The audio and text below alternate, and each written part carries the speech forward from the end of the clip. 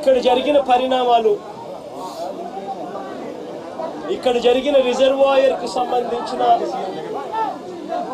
Regulation కూడా ఒకసారి గమనించినట్టయితే మళ్ళీ మనందరికీ కూడా గుర్తుకొచ్చేది ఏమిటి అని అంటే,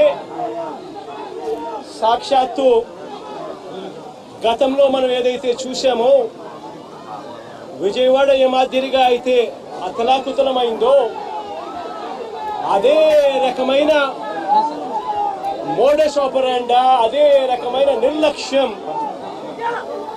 ఈరోజు ఏలూరు రిజర్వాయర్కు సంబంధించిన వాటర్ మేనేజ్మెంట్ పరిస్థితి చూసినా అంతే అదే గుర్తుకొస్తుంది. కారణం ఏమిటి అని అంటే,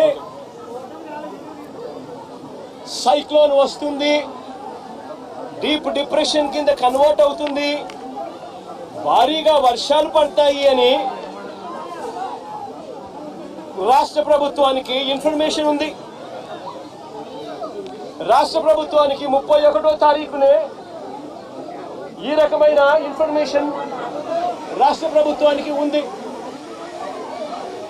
ఐఎండి వాళ్ళు రాష్ట్ర ప్రభుత్వానికి ఇన్ఫార్మ్ చేసినారు, అలర్ట్ చేసినారు.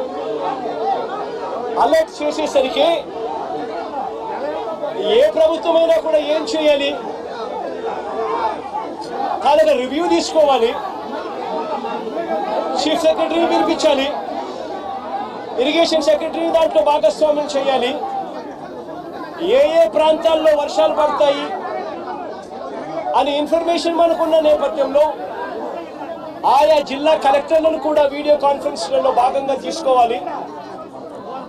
ఆయా ఏరియాలకు స్పెషల్ కలెక్టర్లను, స్పెషల్ ఆఫీసర్లను, ఐఏఎస్ ఆఫీసర్లను మళ్ళీ పంపించాలి.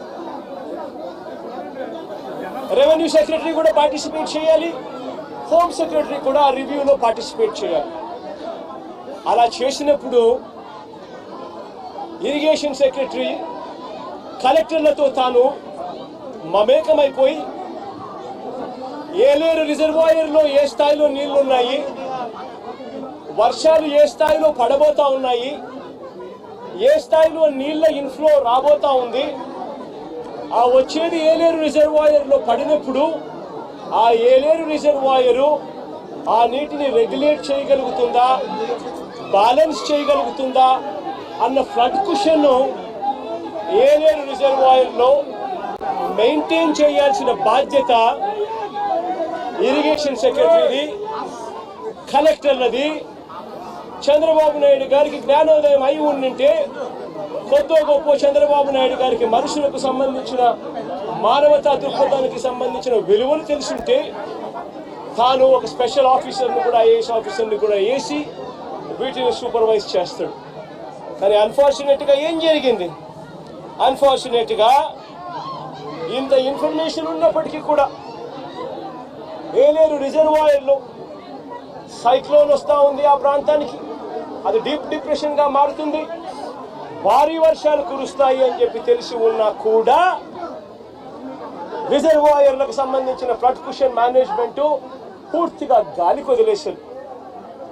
నేను అడుగుతా ఉన్నాను ఇదే మంచి మంచి చంద్రబాబు నాయుడు గారిని, దాదాపుగా Yeleru reservoir full reservoir capacity దాదాపుగా 22-23 టీఎంసీలు దాదాపుగా పెట్టుకునే పరిస్థితి ఉంటే అప్పటికే దాదాపుగా ఆ రోజుకు 31వ తారీఖు ఆ రోజుకు దాదాపుగా 18 టీఎంసీల మేరకు నీళ్లు ఆల్రెడీ ఉన్నాయి. మరి ఫ్లడ్ కుషన్ ఖచ్చితంగా దాన్ని మెయింటైన్ చేస్తూ అడుగులు వేయాలా లేదా? కానీ వీళ్ళంతా ఏం చేశారు, సెప్టెంబర్ 1వ తారీఖున ఏలేరు రిజర్వాయర్లో ఇన్ఫ్లో క్యాచ్మెంట్, ఏలేరు రిజర్వాయర్కు సంబంధించిన క్యాచ్మెంట్ చూస్తే సెప్టెంబర్ 1వ తారీఖున ఏలేరు రిజర్వాయర్కు 9,950 క్యూసెక్లు ఇన్ఫ్లో వచ్చింది. మరి బుద్ధి జ్ఞానం ఉన్నవాడు ఆ 9,950 క్యూసెక్లు కిందికి వదిలేయాలి కదా. ఎందుకనంటే ఏలేరు రిజర్వాయర్ కింద అవుట్ఫ్లో కెనాల్ కెపాసిటీ, అవుట్ఫ్లో కాలువ కెపాసిటీ 14,000 క్యూసెక్స్కు కాలువ కెపాసిటీ ఉంది. కాబట్టి ఆ వచ్చిన 9,950 క్యూసెక్స్ కిందికి వదిలేయాలి కదా. వదిలేస్తే నీ ఫ్లడ్ కుషన్ అనేది నువ్వు మెయింటైన్ చేయగలుగుతావు. పైనుంచి నీళ్లు వచ్చినప్పుడు ఆ నీళ్లను రెగ్యులేట్ చేస్తూ కిందికి వదలగలుగుతాం. కానీ 9,900 క్యూసెక్స్ 9,950 క్యూసెక్స్ ఏలేరు రిజర్వాయర్లోకి ఇన్ఫ్లో వస్తే సెప్టెంబర్ 1వ తారీఖున ఏలేరు రిజర్వాయర్ నుంచి బయటికి నీళ్ళు ఎంత పంపారో తెలుసా? ఫ్లో కేవలం 300 క్యూసెక్స్. సెప్టెంబర్ 2వ తారీఖున 7,033 క్యూసెక్లు ఏలేరు రిజర్వాయర్కి ఇన్ఫ్లో వస్తే వీళ్ళు బయటికి ఎంత పంపించారో తెలుసా?